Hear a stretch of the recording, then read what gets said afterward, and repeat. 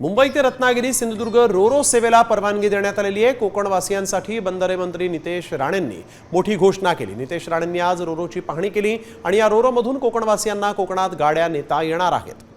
मुंबई सिंधुदुर्गला आता रोरो सेवेला परवानगी मिळालेली आहे, त्यामुळे कोकणवासियांना कोकणात जाण्यासाठी आता आपल्या गाड्या घेऊन जाता येईल।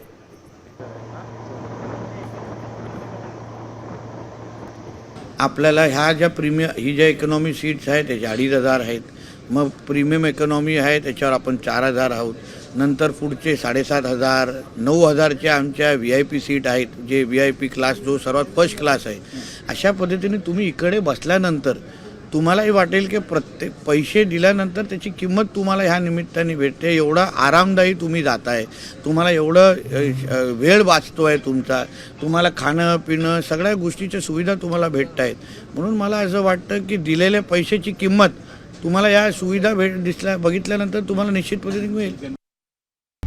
आता isakal.com आहे देशातील नंबर 1 ची मराठी न्यूज वेबसाईट। प्रत्येक अपडेटसाठी isakal.com ला नक्की भेट द्या।